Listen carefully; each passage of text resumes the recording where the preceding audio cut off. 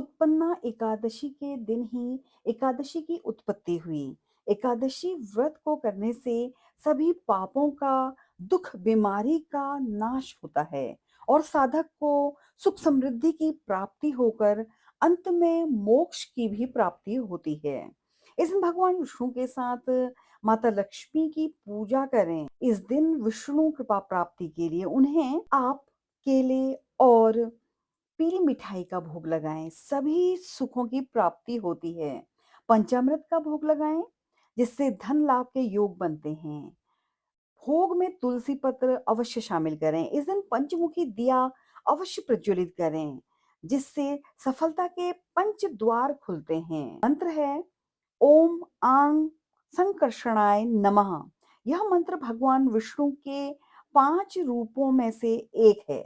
एकादशी व्रत जहां 26 नवंबर को दोपहर 1 बजकर 1 मिनट को प्रारंभ हुई, वहीं इसका पारण समय 27 तारीख को दोपहर 1 बजकर 12 मिनट से दोपहर 3 बजकर 18 मिनट का है। इस दिन आप दान पुण्य अवश्य करें और जरूरतमंद लोगों की मदद करें। ब्राह्मण को भोजन अवश्य कराएं। एकादशी व्रत कथा का पाठ भी अवश्य करना चाहिए, क्योंकि इसके बिना व्रत सफल नहीं होता। एकादशी व्रत की कई कथाएं प्रचलित हैं। पौराणिक कथा के अनुसार सतयुग में एक राक्षस था जिसका नाम नाड़ीजंग और उसके पुत्र का नाम मूर था।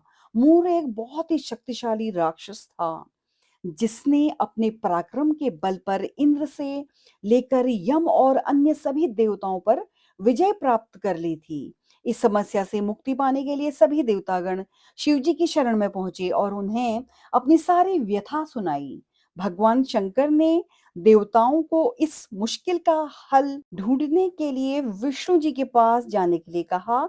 इसके बाद सभी देवता श्री हरि की शरण में पहुंच गए और विस्तार से उन्हें सारी बात बताई। देवताओं को इस समस्या से निकालने के लिए भगवान विष्णु मूर को पराजित करने के लिए रणभूमि में पहुंच गए, जहां मूर देवताओं से युद्ध कर रहा था।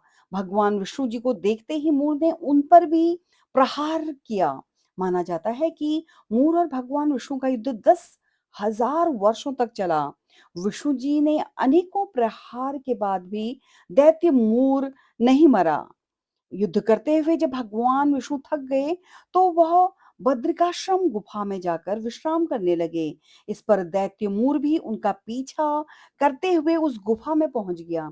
इसके पश्चात जब उसने श्री हरि पर वार करने के लिए हथियार उठाया, तभी भगवान विष्णु के शरीर से एक कांतिमय रूप वाली देवी प्रकट हुई और उन्होंने मूर राक्षस का वध कर दिया। मार्गशीर्ष मास की कृष्ण पक्ष की एकादशी को जन्म होने के कारण इन देवी का नाम एकादशी पड़ गया। इसके साथ ही एकादशी के दिन उत्पन्न होने के कारण इन देवी को उत्पन्ना एकादशी के नाम से भी जाना जाता है।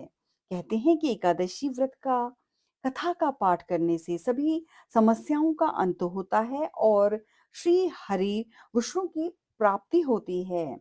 आप सभी को उत्पन्ना एकादशी की अनेकानेक शुभकामनाएं। ऐसे ही कुछ विशिष्ट कथाओं को जानने के लिए आप मेरे YouTube चैनल को सब्सक्राइब करें। धन्यवाद।